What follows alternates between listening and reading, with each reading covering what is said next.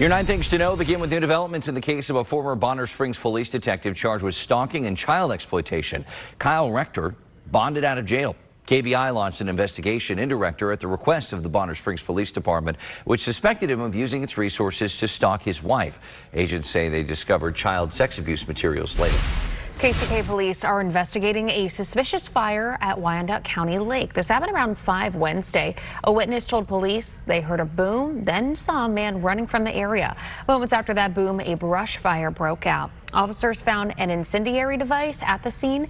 Anyone with information is asked to contact Crime Stoppers at 816-474-TIPS. Jackson County judge is pausing an effort to schedule a public vote on a new Independence Data Center so the issue can be heard in court. A hearing scheduled for Monday. Several people living in Independence want to use the vote to overrule the city council, which approved billions in tax breaks for the project earlier this month. Groups collecting signatures won't have to worry about a deadline while court proceedings play out.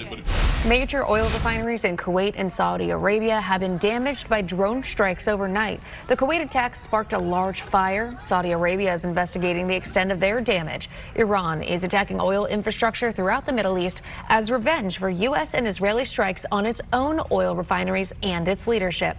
The Pentagon is requesting another $200 billion to fight Iran.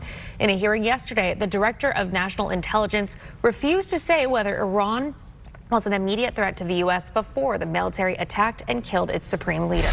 Partial government shutdown continues to cause problems for travelers. TSA agents are working on the job without pay. Hundreds of TSA officers are calling out sick across the country. And if the shutdown continues, some smaller airports may be forced to close. Kansas Governor Laura Kelly will sign a bipartisan bill that will ban cell phone use during the school day. The bill was approved in the Senate and House earlier this month. Some school districts have cell phone policies already in place, but districts have until September to implement these changes. It's always fun to have skin in the game.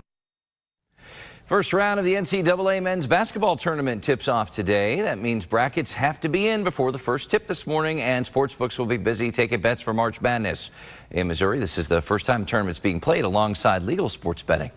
The NAIA Championship Tourney tips off today at Municipal Auditorium for the men. First game is at noon between Benedictine Mesa out of Arizona and Faulkner University from Montgomery, Alabama. Tournament is played over 6 days. Championship game is Tuesday night. Well, Hot Country Nights will release its upcoming list of artists this morning at 10 a.m. The concert series held in the Power and Light District runs through the summer. Later tonight, Hot Country Nights will celebrate their lineup release at PBR Big Sky. There's even a chance to win tickets and season passes. Doors open at 7 o'clock tonight. You know, we're going to have some hot nights, just Very tonight. soon. Yeah. I like that It's a segue. nice change from a couple of days ago. Yeah.